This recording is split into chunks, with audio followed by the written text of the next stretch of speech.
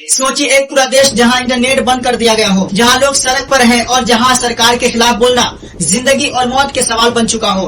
आज हम बात करेंगे ईरान की, जहां जो हो रहा है वो सिर्फ प्रोटेस्ट नहीं बल्कि पूरी पॉलिटिकल सिस्टम के खिलाफ एक खुली चुनौती है। सवाल ये नहीं है कि लोग गुस्सा क्यों है, सवाल ये है कि क्या ईरान एक टर्निंग पॉइंट पर खड़ा है। चलिए पूरी कहानी समझते हैं। ईरान मिडिल ईस्ट का एक बहुत पावरफुल देश है। तेल, जियोपॉलिटिक्स, रिलीजन और इंटरनेशनल पॉलिटिक्स सब कुछ ईरान से जुड़ा हुआ है। लेकिन पिछले कुछ महीनों में ईरान के अंदर जो हो रहा है वो दुनिया के लिए भी अलार्म बेल है। ये वीडियो सिर्फ न्यूज नहीं है, ये वीडियो एक्सप्लेनेशन है, स्टेप बाय स्टेप, बिना किसी तरह का, बिना किसी पॉलिटिक्स के, ताकि आप खुद समझ सके कि ईरान में प्रोटेस्ट कैसे शुरू हुए और आज सिचुएशन कहां पहुंच चुकी है। हर बड़े प्रोटेस्ट के पीछे एक छोटी सी शुरुआत होती है। ईरान में यह शुरुआत हुई पैसे से। ईरानियन करेंसी की वैल्यू तेजी से गिरी, महंगाई बहुत ज्यादा बढ़ गई, रोजमर्रा की चीजें आम आदमी की पहुंच से बाहर होती चली गई। सोचिए आप काम करें लेकिन सैलरी से घर का खर्चा भी पूरा ना हो, यहीं से गुस्सा पैदा होता है। और सबसे इंटरेस्टिंग बात यह थी कि सबसे पहले सड़क पर कौन आया? बाजार के व्यापारी, जो हिस्टोरिकली ईरान के सिस्टम के सपोर्टर रहे हैं। जब वही लोग बोलने लगे समझ लीजिए सिस्टम में कुछ बहुत गड़बड़ है। शुरू में नारे सिर्फ महंगाई पर थे, लेकिन धीरे धीरे सवाल बदलने लगे।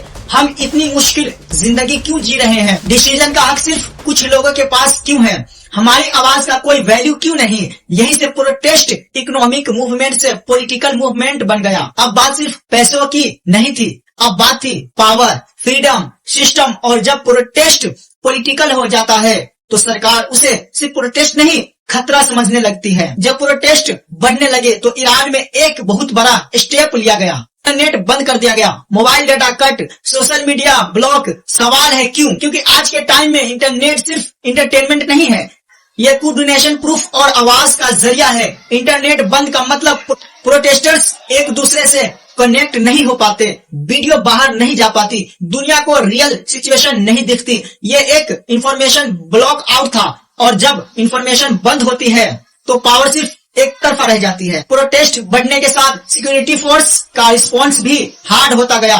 टीयर गैस, मास अरेस्ट, फोर्सफुल एक्शन, कई जगह क्लैशेस हुई। इंडिपेंडेंस रिपोर्ट्स के मुताबिक बड़ी संख्या में लोग जख्मी हुए और कई लोगों की जान भी गई। एग्जैक्ट नंबर्स पर सब एग्री नहीं करते, लेकिन एक बात क्लियर है, ह्यूमन कॉस्ट बहुत ज्यादा है। फैमिलीज टूट रही है, स्टूडेंट्स, वर्कर्स, कॉमन लोग सब इस कॉन्फ्लिक्ट में फंसे हुए हैं। लोगों की पार्टिसिपेशन कितनी हो? क्या रिफॉर्म पॉसिबल है या नहीं? कुछ लोग चेंज चाहते हैं, कुछ लोग स्टेटस क्यों। और इसी बीच ईरान का फ्यूचर लिखा जा रहा है सड़कों पर। ह्यूमन राइट्स पर कंसर्न उठाया गया, डिप्लोमेटिक प्रेशर्स बढ़ा, स्टेटमेंट्स आए, वार्निंग भी। लेकिन हिस्ट्री बताती है बाहरी प्रेशर से ज्यादा अंदर की आवाज निर्णायक होती है। ईरान का फ्यूचर वाशिंगटन, यूरोप या यूएन डिसाइड नहीं करेगा, इसे डिसाइड करेगी ईरान की पब्लिक। आज ईरान एक क्रॉस रोड्स पर खड़ा है। Strong state, machinery, control, fear तरफ public angel, economic reality change की डिमांड। कौन सा रास्ता जीतेगा ये आज कोई नहीं जानता, लेकिन इतना क्लियर है ये मूवमेंट ईरान के हिस्ट्री बुक्स में जरूर लिखा जाएगा। आप क्या सोचते हैं? क्या ईरान में रियल चेंज पॉसिबल है या सिस्टम फिर से कंट्रोल कर लेगा?